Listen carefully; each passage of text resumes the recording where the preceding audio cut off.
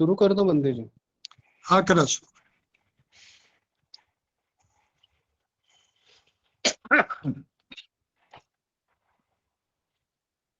नमो तस्स भगवतो अरहतो सम्मा संबुद्दस्स। इस वर्षावार सत्र का आयोजन महानाग शाक्यमुनि विद्यासन की तरफ से किया गया है। मैं महानाग शाक्यमुनि विद्यासन और हम सब की तरफ से बदंत विमल कीर्ति गुणश्री जी का स्वागत करता हूँ। वंदामी बंदे जी। इस कार्यक्रम में उपस्थित सबका मैं महानाग शाक्यमुनि विद्यासन की ओर से स्वागत करता हूँ और सबको जय भीम करता हूँ। जय भीम सबको। कार्यक्रम की शुरुआत हम त्रिशरण पंचशील ग्रहण करके करते हैं। मैं सबको विनती करूंगा कि सब अपना हाथ जोड़कर त्रिशरण पंचशील के पठन में शामिल हो।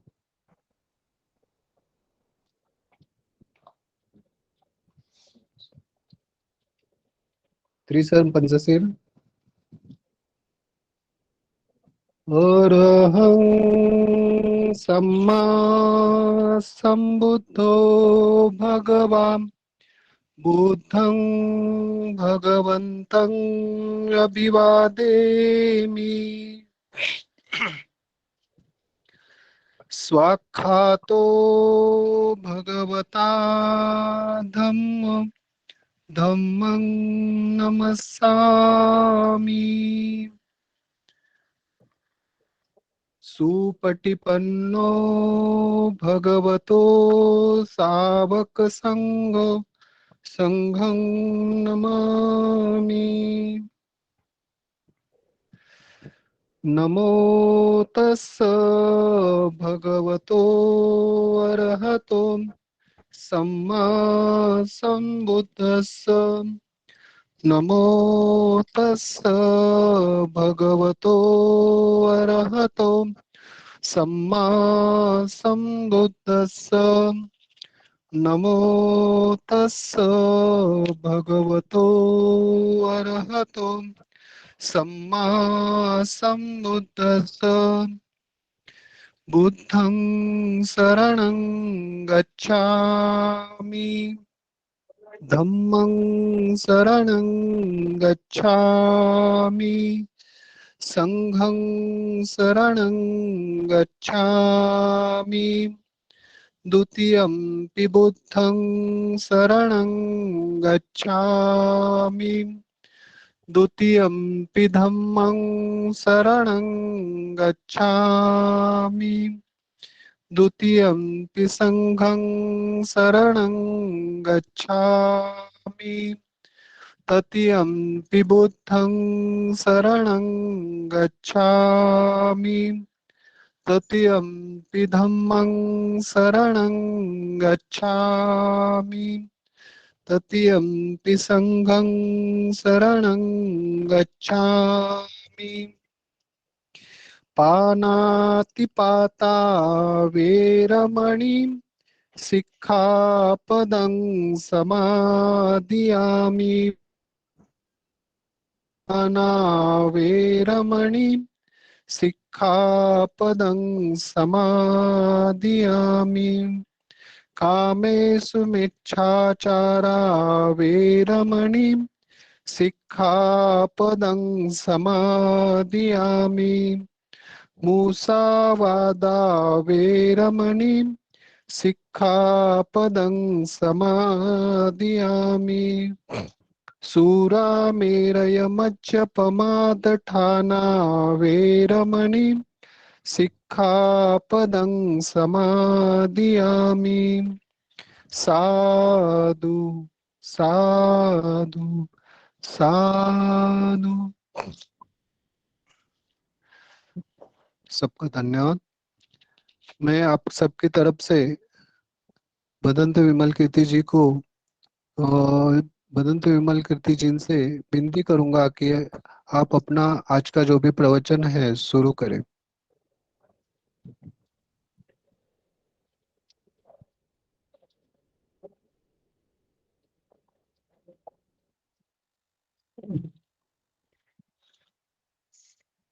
भाइयों और बहनों, हम लोग बौद्ध जीवन मार्ग के बारे में जितनी हो सके उसकी जानकारी प्राप्त करने की कोशिश कर रहे हैं। ये जीवन मार्ग जीने के लिए है, इसलिए इसको जितनी ही हो सके उतनी अच्छी तरह से समझना आवश्यक है। तो अपनी वह समझ बढ़ाने की हम कोशिश कर रहे हैं। अगर ये कोशिश हमें जीवन मार्ग के विविध सारे अंगों से परिचित कराती है तो ये लाभदायक होगा, बड़ा ही पुण्य का काम होगा। तो अभी तक हमने बहुत कुछ देखा है। याद दिलाने के लिए कुछ बातों का हम दोबारा उल्लेख करना, जिक्र करना ठीक होगा। पहली बात, बुद्ध जीवन मार्ग को अपनाने के लिए पहली बात जो सीखनी पड़ती है वो ये है कि मन ही सब कुछ है।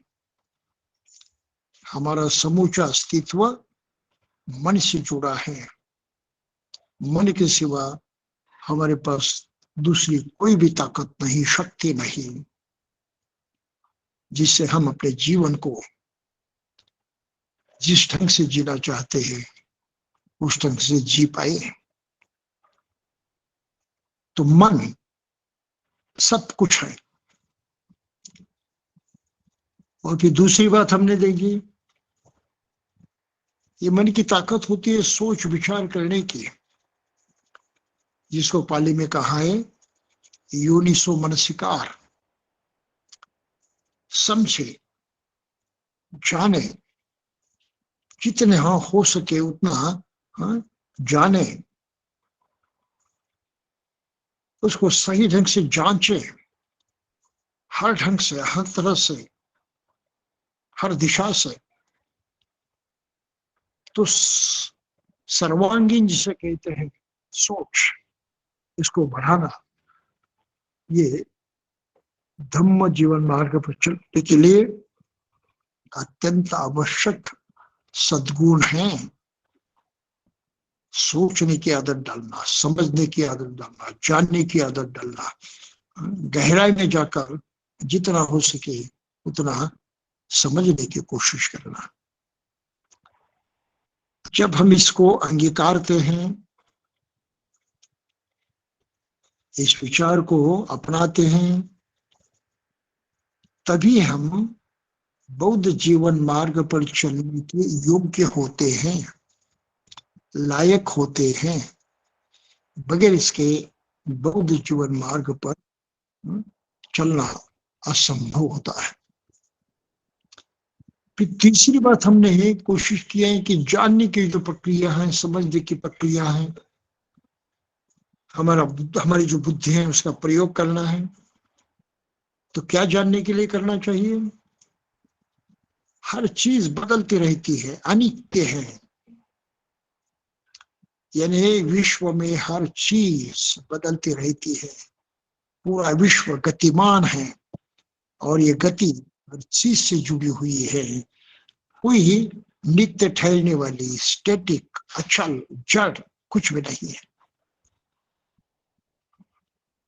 और ये चलने वाली जो प्रक्रिया है निरंतर परिवर्तित होने की, बदलने की, इसको अनित्य बोध कहा है और पाली में अनिच्य कहा है। तो महत्वपूर्ण तत्व तो समझना ही है, ध्यान में रखना ही है कि हर कुछ बदलता है, हर कुछ निरंतर गतिशील रहता है। ये ज्ञान होना आवश्यक है। फिर तीसरी बात हम समझते हैं कि बदलाव जो है दो तरह का होता है। कुछ बदलाव ऐसे होते हैं जिससे हम सुख पाते हैं, कुछ बदलाव ऐसे होते हैं जिससे हम दुख पाते हैं। ये बदलते रहने की जो विश्व की प्रणाली है, उस प्रणाली के तहत ये हम अनुभव करते हैं कि कुछ सुखदायी होता है, समय आता है, बदल आता है, परिवर्तन होता है, कुछ दुखदायी होता है। और ये सब क्योंकि हम हरदम कुछ ना कुछ करते रहते, हलचल करते रहते हैं, तो हमारे हलचल से जुड़ा हुआ ये परिणाम है। तो हमें कुशल जो है, सुखदायी जो है, उसी की तरह से हमारी हलचल रखनी चाहिए, प्रयास करने चाहिए, कर्म करने चाहिए। जो अकुशल है, दुखदायी है, उससे पूरी तरह से दूर रहना चाहिए। और ये क्यों होता है? तो दुनिया का, विश्व का एक नियम है, कर्म नियम कहते हैं उसको। कारण होता है तो परिणाम होता है, कोई परिणाम कारण के बगैर नहीं होता। इसको हम समझे, इस पर विश्वास करें, इससे मालक नहीं है, इस नियम के अधीन है, हम उसके अंदर है, वो नियम हम पर लागू होता है, हम पर नियंत्रण रखता है। तो इस नियम के अधीन होकर हमें कुशल और अकुशल जो है, उस तरह से आचार व्यवहार करने की आदत लगानी चाहिए। ये देखा हमने पिछली बार। और ये जो नियम है, ये पवित्र नियम है, सामान्य नहीं है, ये संपूर्ण नियम है, अधूरा नहीं है। अगर इसका हमने सही ढंग से इस्तेमाल किया कुशल करने के लिए, तो हम ऐसी स्थिति में पहुंच जाते हैं, अपने में इतना सारा बदलाव ला सकते हैं कि हम पूरा पूरा सुख अभी इस वक्त जीते जी महसूस कर सकते हैं, अनुभव कर सकते हैं, जिसको निर्वाण कहा है। इसके बारे में हमने बातचीत की है। और फिर इसके लिए प्रयास करने पड़ते हैं, कुशल आचरण करना पड़ता है, जिसको बुद्ध धर्म में साधना कहा है। ये दो तरह की होती है, एक व्यावहारिक आचरण होता है साधना में, और दूसरा मन को संस्कारित करने की साधना होती है, जिसको ध्यान साधना कहते हैं, मेडिटेशन कहते हैं। इसके बारे में हमने ज्यादा विचार नहीं किया, लेकिन बाद में करेंगे। और फिर व्यावहारिक जो साधना है, उसमें संघ जीवन आ जाता है। हम अकेले नहीं जी रहे हैं, ढेर सारे प्राणी और अन्य लोगों के साथ, सृष्टि के साथ, इस विश्व की हर चीज के साथ हम जुड़े हुए हैं और उनके साथ साथ जी रहे हैं। और खासकर हमारा संपर्क हमारे जैसे लोगों से ही है, आदमियों से है, प्राणियों से है, जिनका हमें साथ भी मिलता है, और उनके सहारे हम अपना जीवन और अधिक सुखी करने की कोशिश कर सकते हैं। तो उनकी सहायता की, उनके सहयोग की हमें सख्त जरूरत होती है। तो ये सामूहिक जीवन है, ये सामूहिक जीवन हर आदमी को जीना ही पड़ता है, उसका स्वीकार करना ही पड़ता है। बगैर इसके वो अपने व्यक्तिगत जीवन में भी सफल नहीं हो पाता। तो इस तरह से हमने कुछ 7 चीजों की अब तक जानकारी हासिल की है, और अब हम प्रत्यक्षात कर्म करने की जो रीति है, उसकी जो मुख्य अंग है, उसको समझने की कोशिश करेंगे। इसमें महत्वपूर्ण अंग हमने पिछली बार देखा, हम दीक्षा लेते हैं, बुद्ध धम्म संघ की शरण ग्रहण करते हैं, यानी उनका अनुसरण करने की प्रतिज्ञा करते हैं, उनका आश्रय पाने के, उनके आश्रय के साथ साथ अपने विकास को प्राप्त करने की हम कोशिश करते हैं, जिसको शरण गमन कहा गया है। और पंचशील का आचरण करने की कोशिश करते हैं, जो कुशल कर्म कहा गया है। यहां तो हमारी शुरुआत हो गई, और ये नित्य आदत बने, इस तरह से हमें प्रयास करना है। लेकिन एकाएक से आदत नहीं बनती। बहुत सारे लोग गलती करते हैं, या उनसे हाथों से गलती हो जाती है, क्योंकि वो समझ नहीं पाते हैं कि सही में हम धम्म जीवन जीते हैं या अन्य तरीके का जीवन जीते हुए, और वो धम्म जीवन के जैसे ही दिखाई देता है। तो क्या हम गलती से उसको भी धम्म जीवन कहते हैं? जाते जाते इस प्रश्न पर थोड़ा प्रकाश डालना आवश्यक है। हम ऐसे समाज में जीते हैं, ऐसे लोगों के साथ जीते हैं, ऐसे देश में, ऐसे बस्ती में, ऐसे वातावरण में जीते हैं जहां हर आदमी बगैर सोचे, बगैर समझे और बगैर निश्चय किए एक निश्चित तरह का जीवन जीने के लिए बाध्य होता है। उसको निश्चित तरह का जीवन जीना ही पड़ता है। ये समाज का तकादा होता है, कानून का तकाजा होता है। ये है एक नियंत्रण उस पर अन्य लोगों से स्थापित किया होता है। तो हम हिंसा नहीं करते, किसी की प्राणी की हत्या नहीं करते एकाएक से, क्योंकि हत्या करना कानून से गुनाह है। इसलिए हम बच के रहते कि नहीं, किसी की हत्या नहीं करेंगे। दंगा फसाद भी करते हैं, एकाएक से नहीं करते लेकिन करते हैं। उस वक्त भी हमें डर रहता है कि कानून अपना काम करेगा तो दंगा फसाद की हमें सजा होगी, तो हम बचकर रहते हैं।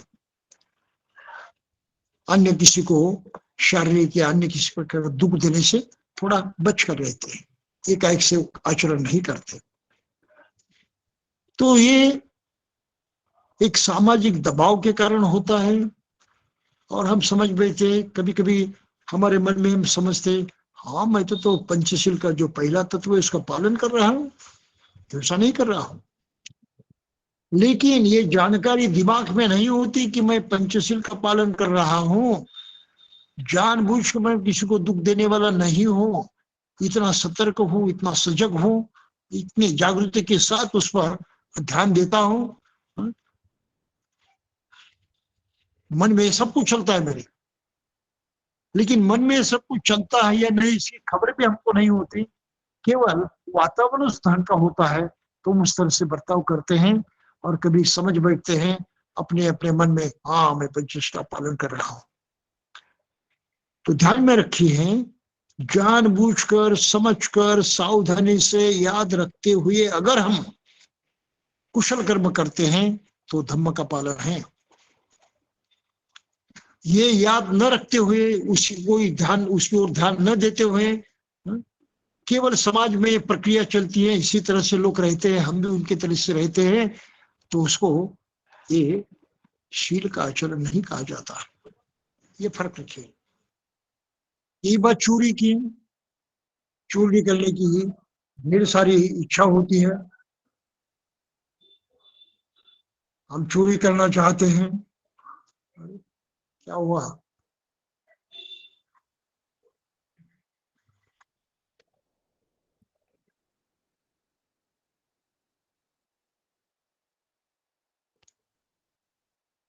हेलो, आवाज बंद झाला होता, मध्ये आता और येतोय, जा बोला। रही है? हाँ हाँ, आ रही है बंटी जी। व्यत्यय आया है, कुछ गड़बड़ हो गई है। हाँ, बीच में बंद हुआ था, अभी आता है, अभी क्लियर है आवाज। हेलो हेलो हेलो, बंटी जी आपका आवाज आ रहा है। अरे भाई सुन रहे हो या नहीं? हाँ बंटी जी आपका आवाज आता है। बनते जी हेलो, आवाज आ रहा है, कैन आ यू रहा टेल मी? है। बनते जी आवाज आ रहा है आपका? Do you here? Yes yes yes, yes आपका बंटी बनते जी। जी हमारी आवाज आ आवाज रहा नहीं है। आ रही है मुझे।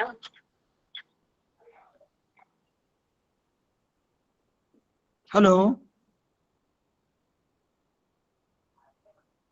बनते जी आवाज आ रहा है आपका?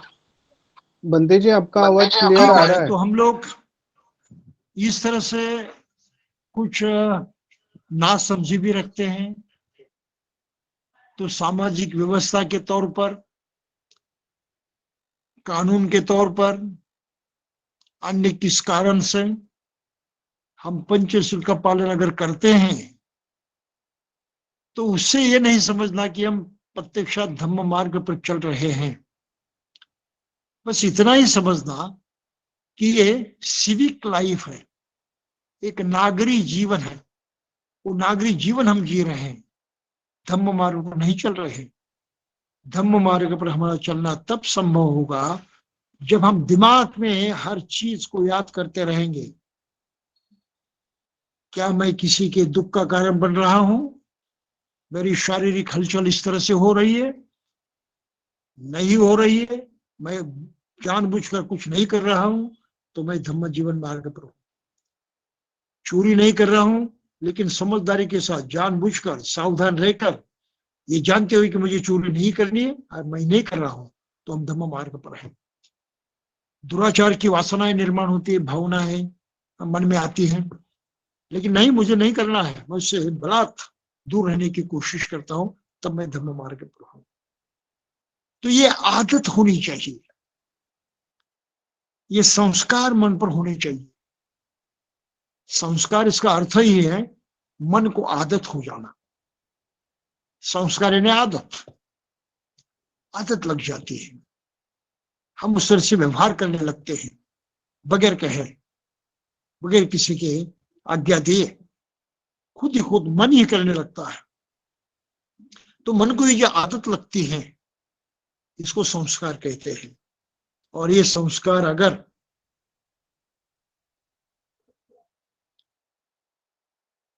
ताकतवर होने हो, हर दम उस संस्कारों के अनुसार हमारा बर्ताव अगर होना है, तो हमारी ये मन की आदत जो है वो पक्की होनी चाहिए, यानी संस्कार पक्का होना चाहिए। और वो तभी पक्का हो जाता है, ये आदत तभी और जबरदस्त हो जाती है जब हम उसको बार बार करने लगते हैं। और हकीकत तो ये है, हर दिन तो हम पंचशील को ग्रहण नहीं करते। हर दिन तो कोई बौद्ध जो है ये खुद को याद नहीं दिलाता कि मुझे आज पंचशील का पालन करना है, तो मैं शील ग्रहण करूंगा और दिन भर याद रखूंगा। नहीं, एक सामूहिक जीवन जीने की आदत जो हुई है, हम उसके अधीन रहकर जीवन जीते हैं और समझते हैं कि धम्म का जीवन जी रहे हैं। यहां गलती होती है। तो इस गलती को सुधारने के लिए हमें विशेष प्रयास करने पड़ते हैं। मन को ही ऐसी आदत लगे कि हमेशा शील के बारे में सोचते रहें और उसके अनुसार करने की जागरूकता है वो जताते रहे। तो इसके लिए आवश्यक माना गया है कि हर आदमी, गृहस्थ आदमी, बौद्ध जीवन को अपनाने वाला आदमी हर हफ्ते में अष्टशीलों का ग्रहण करते हुए उपोषित का पालन करें। इसको सम्मा कम्मनता कहा है, ये सम्यक कर्म है। इस कर्म को हमने अगर नहीं अपनाया तो आप या जो पंचशील का आचरण हमारे हाथ तो होता है, वो हमारे कुछ काम नहीं आएगा। इससे हमारा मानसिक विकास जो होने वाला नहीं है। सही में मानसिक विकास होना है, परिशुद्धि की तरफ आगे बढ़ना है, ये संस्कार मजबूत होना बड़ा जरूरी है। और इस मजबूती के पाने के लिए हमें हर हफ्ते में उपोषित करना आवश्यक है। उपोषित का एक महत्व इस तरह से आप जानिए। तो इस आदत को हमने अगर मजबूत किया तो हमें और दूसरी ओर भी ध्यान देना पड़ता है, और वो ध्यान है आचरण के कुछ ऐसे तरीके जो अन्य सूत्रों में अन्य तरह से हमारे सामने रखे गए हैं, जिसको मंगलाचरण कहा जाता है, जिसमें कल्याणकारी कुछ परिणाम हम अपनाते पाते हैं, इसकी चर्चा की जाती है। और ये खासकर हमें दिखाई देता है महामंगल सूत्र में। ये बड़ी मजे की बात है कि महामंगल सूत्र भी धम्म जीवन मार्ग का तगड़ा अंग है। ये सम्यक कर्म है, और इस सम्यक कर्म को अपनाना, उसके बाद बराबर ध्यान देते रहना उसके बारे में सावधान रहना अत्यंत आवश्यक है। कम से कम पहले कुछ पद हैं वो इस दृष्टि से बहुत ही महत्वपूर्ण है। जैसे पहले पद में कहा है असेवना च बालानंद, हमेशा हम सावधान रहें कि कहीं हम गलत आदमी के संपर्क में तो नहीं आ गए हैं, कहीं हम ऐसे सहवास में तो नहीं रह रहे जो वास्तव में अकल्याणकारी है। इसकी ओर ध्यान देना जरूरी है, ये स्मरण रखना जरूरी है। उपोषित करने की आदत लग जाती है, दिन भर अष्टशलों का पालन करने की आदत बन जाती है, तो ये गुण हमारे हमें आ ही जाता है। गलत आदमी के संपर्क में आने से तुरंत समझ जाते रहे गलत आदमी है, असेवना च बालानंद। ये सावधानी मन में तैयार होती है। और फिर ये भी लगता है कि जहां जहां कई पंडित हैं, जानकर है, धम्म के जानकर है, सही लोग हैं, तो उनको मिलने की, उनके साथ समय देने की, उनके साथ चर्चा करने की, उनके साथ उनके पास से कोई जानकारी हासिल करने की हम कोशिश करते रहते हैं। कई धर्म प्रयोजन अगर होता है, लगता है जाना चाहिए, कुछ समझ में बातें समझ में आएगी। तो दूसरी तरह की आदत हमको लग जाती है कि जहां भी धम्म हो और धम्म को जानने वाले हो, उनके साथ रहने की, उनका संग करने की आदत हमको लग जाती है। उपोषित की आदत होने के कारण ये भी आप या हम में ये शक्ति आ जाती है। इस दूसरी बात को अपन समझना है। पूजा से पूजनीय आनंद ये तक मंगलम उत्तम, और उस सही जो पूजा के, आदर सत्कार के, मान सम्मान के योग्य व्यक्ति हैं, हम उनकी ही कीमत करते रहते हैं, गलत लोगों की कीमत नहीं करते। और दुनियादारी में हम देखते हैं कितने सारे गलत लोग इस मान सम्मान के इतने बड़े बड़े समारोह करते हैं, और आदमी जिसे उस तरफ खींचा जाता है, उसमें शरीक होता है, उसका एक हिस्सा बन जाता है। गलत लोगों की पूजा करने की मानसिकता मन में बिल्कुल नहीं होनी चाहिए। कितना भी बड़ा समारोह और गलत आदमी कितने भी सही ऊंचे पद पर हो, कितना भी अधिकारी हो, उसकी हम कीमत नहीं करेंगे, उसका साथ नहीं देंगे, उसके सामने नतमस्तक नहीं होंगे। ये आदत हम में लग जाती है। राजा हो नहीं तो कोई भी हो, वो योग्य नहीं है तो हम उसके सामने झुकने वाले नहीं हैं, हम दूर रहेंगे। तो ये मानसिकता जो है, उपोषित की आदत लगने से हमें ये मानसिकता जग जाती है, जागृत होती है, और उसके अनुसार बर्ताव करना हमारे लिए संभव होता है। एकाएक से नहीं होता, ये समझ तो होनी चाहिए, और ये समझ अपने आप हम में उदित होती है, काम करने लगती है। ये उत्तेजना हमको मिलती है सही व्यवहार करने की। तो महामंगल सूत्र का आचरण किस तरह से और किस वातावरण में होता है, ये समझना इसलिए आवश्यक है। फिर हम प्रयास करते हैं कि जिस स्थिति में, जिस अवस्था में, जिस वातावरण में हम जी रहे हैं, वो वातावरण भी अनुकूल हो, हमारे धम्म के आचरण के, हमारे आदर्श के अनुकूल हो। सावधानी बरताते हम कि जो हमारा वातावरण है, या तो ये वातावरण अनुकूल हो, नहीं तो हम उस वातावरण से दूर रहेंगे। तो ये हमें चेतावनी देता है, एक प्रेरणा देते हैं। कुछ आसपास गलत होता है तो हमको सुधारने की कोशिश करते हैं। किस तरह से? परिवार में हम रहते हैं, बुद्ध जीवन मार्ग हमने तो अपनाया, उपोषित हम करने लगे, लेकिन हम ये भी जानते हैं कि परिवार के दूसरे सदस्य नहीं कर रहे हैं, उनके साथ में रह रहा हूं, उस वातावरण में रह रहा हूं जहां मुझे अकेले उपोषित करना पड़ता है, और उस वातावरण में जो दूसरे सदस्य उपोषित नहीं कर रहे हैं।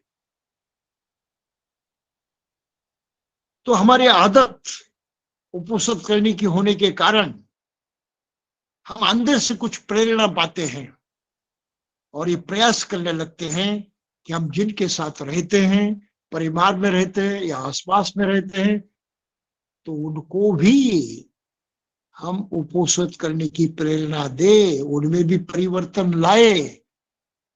जो हम धम्म के अनुकूल व्यवस्था चाहते, वातावरण चाहते, वो अनुकूल वातावरण इस तरह से बन जाता है। बड़ी मजे की बात है।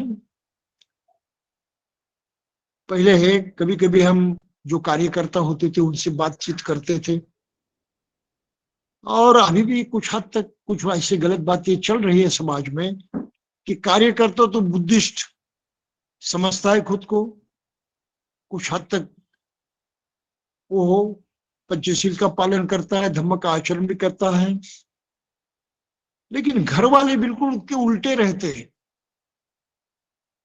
वो इसके आचरण की कोई कीमत नहीं करते, वो अपनी श्रद्धा के अनुकूल देवी देवताओं को पूजते हैं तो पुरानी बातें करते रहते हैं। तो हम कार्यकर्ताओं से पूछते रहते थे, भाई तुम तो अच्छे बुद्धिस्ट हो, लेकिन तुम्हारे घर वाले नहीं है। तो उनका जवाब हुआ करता था, क्या करे, बार बार समझाने से वो सुनते नहीं, हम हार गए, सुनते नहीं। ये जो वातावरण है ये बड़ा गलत वातावरण है। सुनते नहीं नहीं कहना चाहिए। आपने अपना पूरा कौशल, अपना पूरा ज्ञान, आपकी पूरी योग्यता उस काम में लगानी चाहिए और उनमें परिवर्तन लाना ही चाहिए। घर वाले सुनते नहीं, ये बहाना नहीं चलेगा। तो इस तरह से उपोषित की आदत से हम अंदर से मजबूत होते हैं, अपने तत्वों पर अडिग रहते हैं और औरों को उसको अनुसार बनाने की और उस वातावरण में लाने की कोशिश करते रहते हैं। तब इसका आचरण होता है। पति उपदेश व सोच, ये केवल सूत्र पठन तक मर्यादित नहीं रहता, ये हकीकत बन जाती है। पुब्बे चकत पुण्यता, ये तो आसान है। उपोषित करते रहते हैं तो पुण्य कर्म करके आदत जो है बढ़ती जाती है, बढ़ती जाती है, लगातार बढ़ती जाती है, क्योंकि पहले से करने लगे हैं तो आगे आगे बढ़ती जाती है। और ये आचरण हम करते हैं इसलिए हम अपने पर बहुत ज्यादा भरोसा करने लगते हैं, अपने बारे में बहुत आश्वस्त होते हैं, और सही तरीके से हम जी रहे हैं इसका एहसास होने के कारण हम कहीं अपमानित नहीं होते, कहीं खुद को नीचा नहीं समझते। किसी हालत में हम स्वयं के इस सम्मान को कमजोर नहीं होने देते। ये सही सम्मान है। सम्माननीय जीवन जीते हैं अपने भरोसे, अपने बल पर, अपनी ताकत पर। इसको कहे आत्मसमापनिधि च, सम्मान पूर्वक जीवन जिए।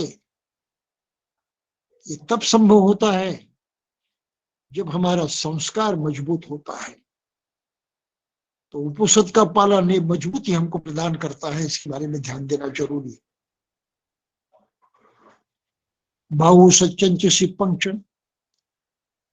शिक्षा केवल विद्यार्थी दशा में करने का कर्म नहीं है। शिक्षा तो आदमी की निरंतर चलती रहती है, मरते दम तक।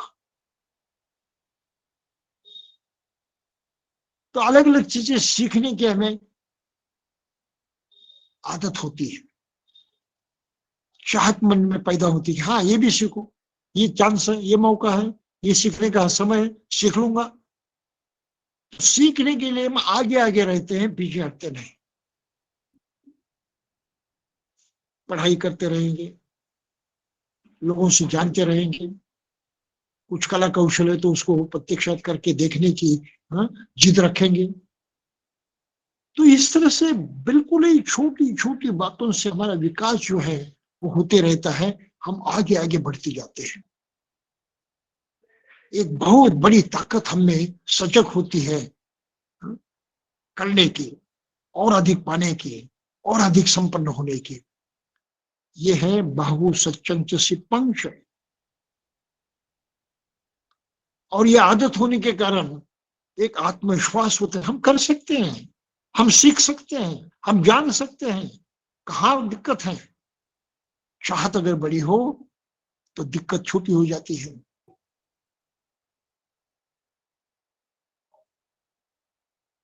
संस्कार माने रखता है आखिर। और जितना आदमी आत्मसम्मान पर जोर देता है, इस प्रकार की मानसिकता रखता है हमेशा पढ़ने की, सीखने की, हमेशा कुशल कर्म ही करने की, तो वो विनयशील बन ही जाता है। विनम्रता उसमें आ जाती है।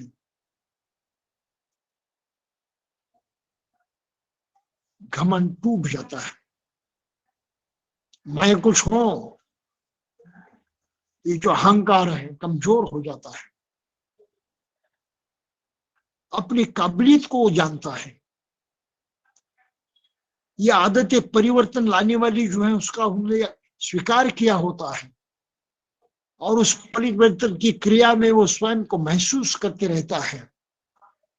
परिणाम ये होता है कि वो विनम्र हो जाता है, क्योंकि परिवर्तन की ताकत उस पर असर कर देती है। जैसे असर वो महसूस करता है, बिना सोचे बिना विचार किए उसकी वाचा जो है सुधर जाती है। आप सोचने की जरूरत ही नहीं होती, क्योंकि परिवर्तन का ये एहसास उसको होता है, अनुभूति होती है। अपने आप इतना जो परिवर्तन जो है ये बहुत ही प्रभावशाली होता है, और आदमी का पूरा स्वभाव जो है, उनकी मानसिकता जो है वो बदल देता है, तो उसकी वाचा भी सुधर जाती है। इसके लिए खास प्रयत्न तो करने जरूरी है। जिनकी वाचा ठीक नहीं है उनको तो खास प्रयास करने पड़ते हैं, बिल्कुल ये प्रयत्नशील होना पड़ता है। लेकिन उपोषण के माध्यम से अगर हमारी ये आदत बढ़ गई तो मामला आसान हो जाता है, बिल्कुल आसान हो जाता है। ये विनम्रता आ जाती है, और उनके साथ ये अपनापन बढ़ जाता है, तो एक तरह से मैत्री भावना बढ़ती है।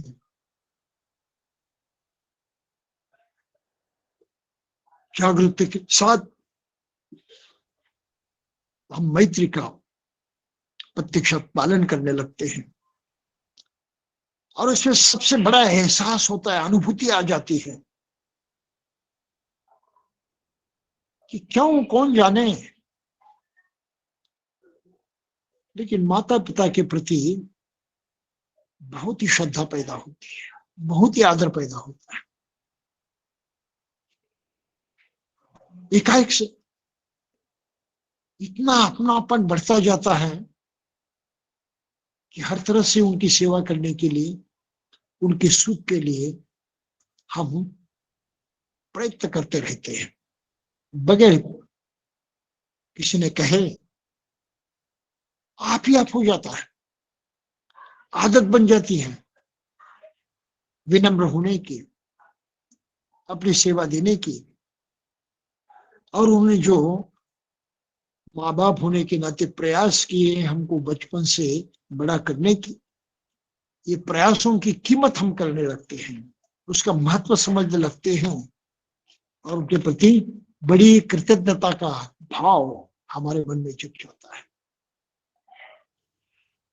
संस्कार कहाँ से निर्माण होते हैं और कहाँ हमको ले जाते हैं और कहाँ तक हमारा परिणाम हम पर उसका परिणाम होता है। ये एक लाइन देखिए, ये श्रृंखला देखिए किस तरह से होते रहता है यहाँ पर। और ये कृतज्ञता हम मन में जागती है और वातावरण हम अनुकूल करते जाते हैं, तो हमारा पारिवारिक जीवन संपन्न हो जाता है। पति और पत्नी के संबंध मैत्रीपूर्ण हो जाते हैं, बच्चों के साथ व्यवहार मैत्रीपूर्ण हो जाता है। केवल जिम्मेदारी की बात नहीं रहती, अरे भाई जिम्मेदार हो क्या करो करना ही चाहिए, ये बात नहीं रहती। अचानक से अपनापन लगता है, अपनापन लगता है, नहीं तो करना चाहिए, करना मेरा कर्तव्य, ऐसा नहीं। मैं करना चाहता हूँ, मेरी इच्छा है, उसमें मुझे आनंद आता है, मुझे सुख मिलता है।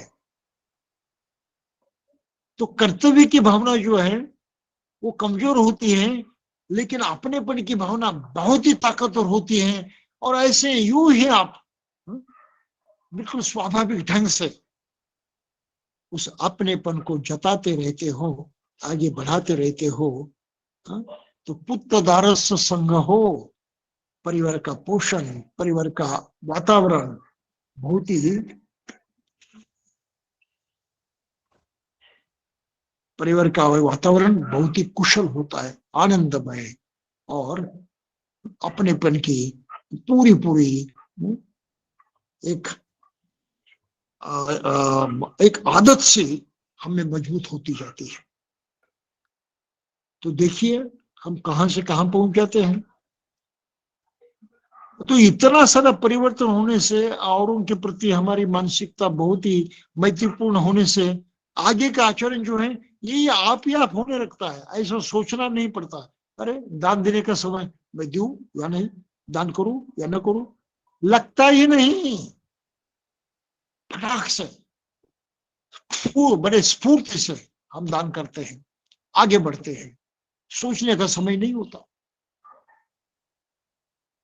ये धम्म का आचरण है, दान करना धम्म का आचरण है। और इस तरह से अपनेपन से औरों के साथ काम आना, ये भी तो धम्म का आचरण है। और इससे फिर अगला कदम हमारा आगे बढ़ता है। जो हमारे रिश्तेदार हैं, अपने करीब के लोग हैं, उन करीब के लोगों को भी हम अपनाने की कोशिश करते हैं, उनका साथ और पक्का करने की कोशिश करते हैं। और ये साथ उनका, ये सहवास उनका, उनके संग रहना, उनके साथ जो कुछ व्यवहार करना, ये भी बड़े मैत्रीपूर्ण ढंग से साकार होता है। तो रिश्तेदार जुड़ जाते हैं, अपनेपन से एक दूसरे के करीब आते हैं, उस अपनेपन में बंध जाते हैं। और इस कल्याणकारी अंग का, शिक्षा का हम प्रत्यक्षात पालन करने में कामयाब हो जाते हैं। और उनके साथ जैसे अपने रिश्तेदारों के साथ इस तरह से मैत्रीपूर्ण व्यवहार होने लगता है, तो जिससे लोग बुरा कहें, दोष दें, गलत कहें, ऐसे कर्म हमसे होते ही नहीं। वो आदत छूट जाती है, खत्म हो जाती है, आदत ही खत्म हो जाती है गलत कर्म करने की। इसलिए कहा है अनवज्जानी कर्माणी, गलत कर्म होते ही नहीं है। गलत कर्म नहीं करना है ये सोचने की भी जरूरत नहीं होती, अचानक से हो जाता है। ये मन की ताकत जो है ये बहुत ही महत्वपूर्ण होती है।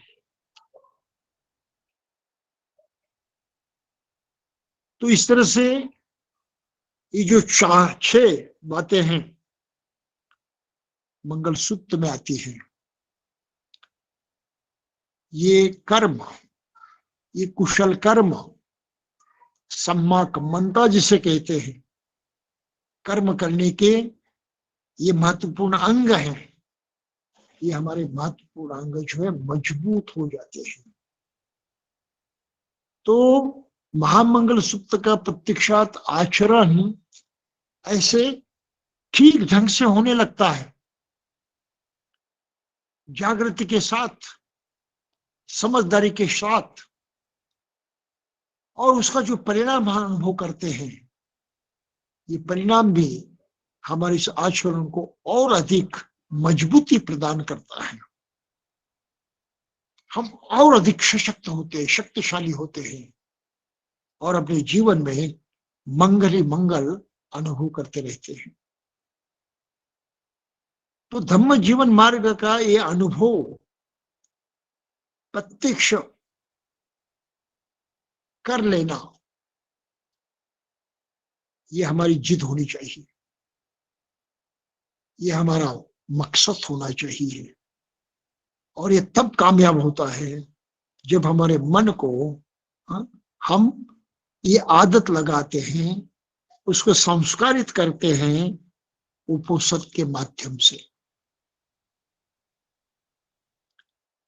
तो कोई परिवार बुद्धिस्ट हैं, कोई व्यक्ति बुद्धिस्ट हैं, धम्म मार्ग पर चल रहा है, वह इसकी पहचान क्या है? उसकी पहचान है उसका ये उपोषण का आचरण। बड़े जागृति के साथ, समझदारी के साथ, प्रतिज्ञाबद्ध होकर वो करते रहता है हर हफ्ते में, इसमें चूकता नहीं है। जैसे ये आदत बढ़ती जाती है, मन उस अनुपात पे संस्कारित होते जाता है और ये जो मंगल सूत्र में हम पढ़ते हैं, ये सभी बातें हमारे आचरण का अंग बन जाती है, हिस्सा बन जाती हैं। कभी कोई नहीं सोचता इसके बारे में कि मंगल सूत्र का भी आचरण करना पड़ता है, लेकिन ऐसे ऊपर ऊपर की बातें सोचकर समझकर उसका आचरण नहीं होता। ये आचरण करने के लिए मन को ही पहले प्रशिक्षित करना पड़ता है। मन को प्रशिक्षित करने का काम है संस्कारों के माध्यम से होता है वो काम, और ये संस्कार हम उपोषण के माध्यम से प्रत्यक्ष मन पर स्थापित करते हैं। तो धम्म जीवन मार्ग का ये महत्वपूर्ण अंग है। मंगल सूत्र में जो कहा है, वो महामंगल सूत्र में जो कहा है, इतनी सारी बातें याद करने की भी जरूरत नहीं होती। बस हम उपोषण में पूरी तरह से स्थापित हो, उसकी आदत बन जाए, तो महामंगल सूत्र के सभी सूत्र जो हैं, ये सभी शिक्षाएं जो हैं, आप यहाँ हमारे आचरण में उतरती हैं और उनका परिणाम हम प्रत्यक्ष अनुभव करते रहते हैं। बहुत ही महत्वपूर्ण बात है। ये बौद्ध जीवन मार्ग है। ये जीवन मार्ग का एहसास केवल सूत्र को पढ़ने से, अरे मूर्ख के साथ संगति नहीं करना चाहिए, हम भूल जाते हैं। और कितने सारे मूर्खों के साथ हम रहते भी हैं, समय भी गवाते हैं, लेकिन समझ में नहीं आता कि ये मूर्ख है या नहीं, यानी अज्ञानी है या नहीं, बाल है या नहीं। जब कहीं धोखा खा जाते हैं, कुछ गलत होता है भारी मात्रा में, और तब सोचते हैं अरे क्या गलत आदमी का साथ दिया मैंने, इतना समय इतने दिन बर्बाद किए, वो झूठा आदमी निकला। तो ये पछतावा करने का समय आता ही नहीं अगर हम लगातार अष्टशीलों को पालन करते रहें, जागृति पूर्वक हम उपोषण का पालन करते रहें 24 घंटे, हफ्ते में एक बार, तो उसका परिणाम होता ही है। इसको समझना बड़ा बहुत ही जरूरी है। और मैं समझता हूं कि हमें ये आदत जो है बड़ी सशक्त करनी पड़ेगी। पूरा परिवार अगर इस तरह से उपोषित करने में लग जाए तो और अधिक धम्म ज्ञान पाने की भी जरूरत नहीं होगी। ये तो ज्ञान आप ही आप अपने आचरण में साकार होते हुए नजर आएगा और उसका अनुभव करते करते हम आगे बढ़ते रहेंगे। तो उपोषित का पालन एक धम्म जीवन मार्ग का एक बहुत ही तगड़ा आचरण है, इसको आप ध्यान में रखें। वो जीवन मार्ग का बहुत तगड़ा अंग है, इतना तगड़ा है कि हमारा पूरा जीवन जो है वो धम्म में बनाने की काबिलियत इस आचरण में है। आज की तारीख को जब लोग स्वयं को बौद्ध कहलाते हैं, उनको ये शिक्षा देना जरूरी है, भाई तब तक तुम बौद्ध नहीं हो जब तक तुम धम्म मार्ग पर चलना नहीं सीखते और प्रत्यक्षात नहीं चलते। तो धम्म मार्ग पर चलने के लिए उपोषित सीखे और प्रत्यक्षात करने की कोशिश करे, बस इतना ही, अधिक करने की आवश्यकता नहीं है। ये एक संस्कार आपकी पूरी जिंदगी जो है बदल देगा। ये एक संस्कार इतना तगड़ा परिवर्तन हम में लाएगा जो अन्य किसी ही माध्यम से साकार नहीं हो सकता। तो उपोषित का ये महत्व जो है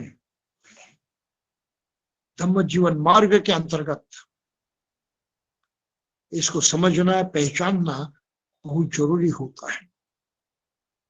और फिर इसी उपोषित के माध्यम से जो लोग उपोषित करते हैं वो हमें अपने करीबी लोग लगते हैं।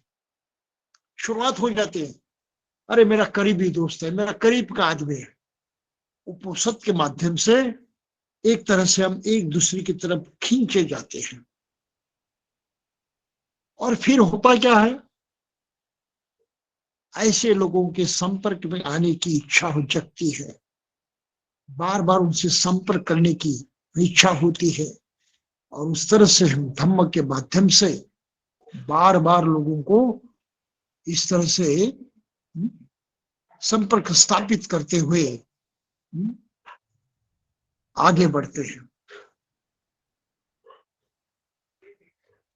तो इस तरह से भाई और बहनों, ये बहुत ही महत्वपूर्ण बात है कि हम अष्टशील का पालन करने में, उपोषित का पालन करने में बहुत ज्यादा सावधान रहे और बहुत ताकत के साथ उसका अनुसरण करें।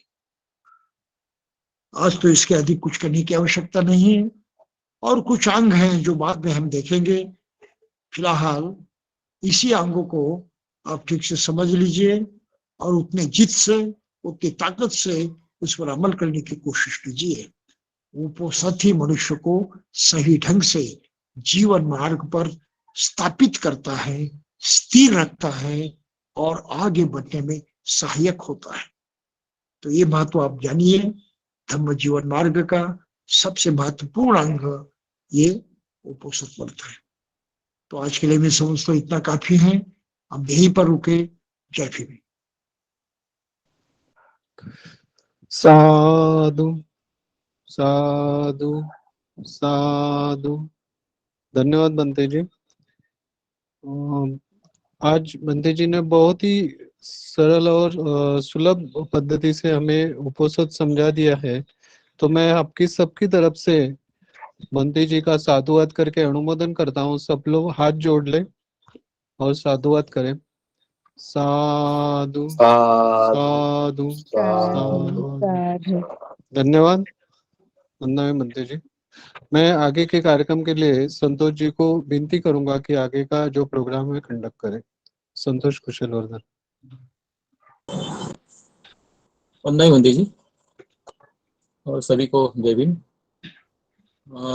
आज के इस साप्ताहिक वर्ग में पूजनीय बंते विमल कीर्ति गुणश्री जी ने हमें बहुत ही सही धम्म जीवन मार्ग क्या होता है और खास करके उपोषित का महत्व, इसके ऊपर बहुत ही अच्छी तरह से धम्म देशना दी। इसलिए पूजनीय बंदे जी का मैं तहे दिल से शुक्रिया अदा करता हूँ। और साथ ही साथ आप सभी लोग हर हफ्ते में ये अमूल्य धम्म देशना सुनने के लिए आप इकट्ठा होते हैं ऑनलाइन, तो आप सभी का मैं तहे दिल से शुक्रिया अदा करता हूँ। इस वर्ग का संचालन करने वाले सुनील कोविदरत्न जी और टेक्निकल पार्ट संभालने वाले सचिन जी, इनका भी मैं तहे दिल से शुक्रिया अदा करता हूँ।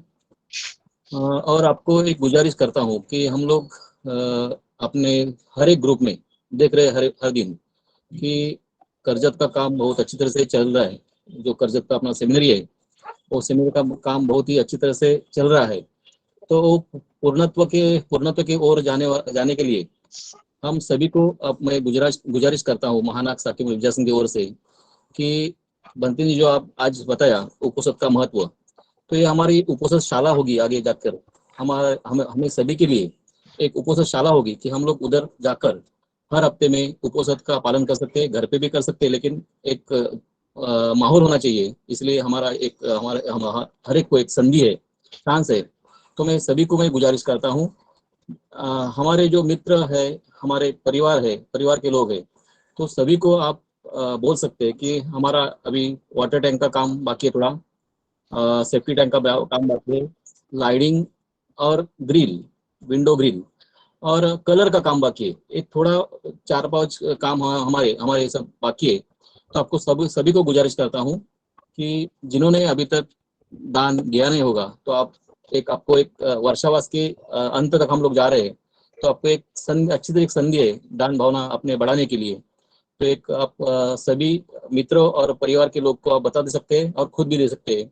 और साथ ही साथ हमारे जो कोई नजदीक के लोग गुजर गए होंगे, उसके स्मरणार्थ के भी हम लोग स्मरण के लिए हम लोग दान दे सकते हैं। उसका हम लोग मार्बल के फ्लेस के ऊपर उसका नाम आएगा और उधर उनके स्मरण हम लोग कभी भी कर सकते हैं। तो आपको सभी को गुजारिश करता हूँ, करजत के सेमिनार के लिए हम दान दे दें। और इस कार्यक्रम के अंत में हम लोग अभी धम्मल गाथा से इस कार्यक्रम का, इस वर्ग का समापन करेंगे। और एक बार सभी का धन्यवाद, थैंक यू। धम्मल गाथा।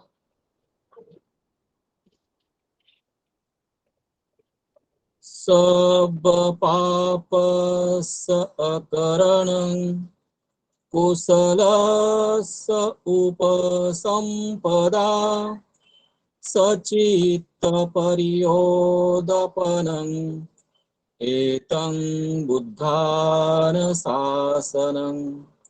धम्मं चरे सुचरितं नतं दुचरितं चरे धम्मचारी सुखं सेति अस्मि लोके परं च न तावता धम्मधरो यावता बहुभासति यो च अपम्पे सुत्वान धम्मं कायेन पश्यति सवे धम्मधरो होति यो धम्मं न पमज्जति नत्थि मे शरणं अय्यं बुद्धो मे शरणं वरं एतेन सच्चवज्जेन होतु मे जयमङ्गलं नत्थि मे शरणं अय्यं धम्मो मे शरणं वरं एतेन सच्चवज्जेन होतु मे जयमङ्गलं नत्थि मे शरणं अय्यं संघो मे शरणं वरं एतेन सच्चवज्जेन होतु मे जयमङ्गलं नमो बुद्धाय नमो धम्माय नमो संघाय साधु साधु साधु बुद्धं नमामि धम्मं नमामि, संघं नमामि, अहं वंदामि सर्वदा। जय भीम सभी को। वंदना बंदी जी।